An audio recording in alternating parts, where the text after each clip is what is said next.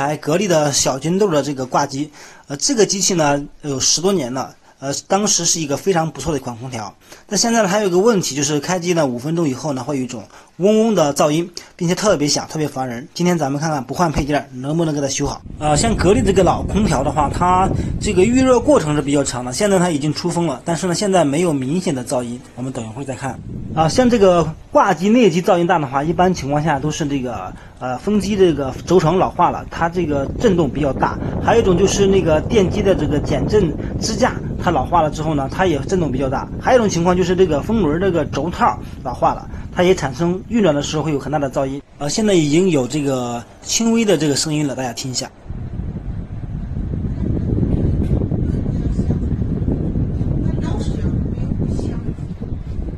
现在呢已经开始响了，就这个声音，挺烦人的。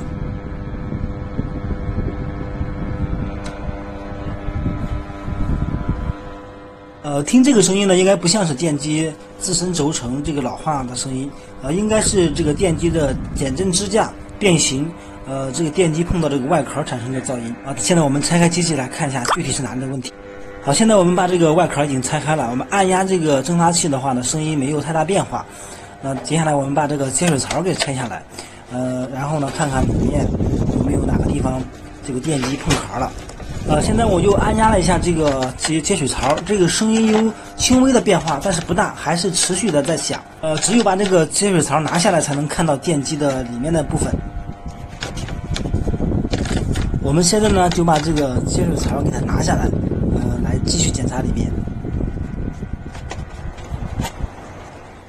刚才呢我搬了一下电机呢，现在声音就没有了，但是没有录到很可惜。现在我跟大家看一下哪里的问题啊？这个就是电机的这个接线端子，这下面的话它跟这个外壳碰到一起了，正常这个地方是再往上面来一点点，它没有碰到这个壳子啊，就这个地方问题非常的简单，只用把这个电机呢往上搬一点点就 OK 了。对。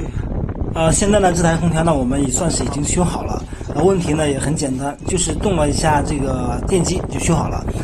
那我们收多少米合适呢？我今天收了80米，用户呢还嫌有点贵了啊，但是呢现在80米真的买不了什么东西的，就是一个手工费。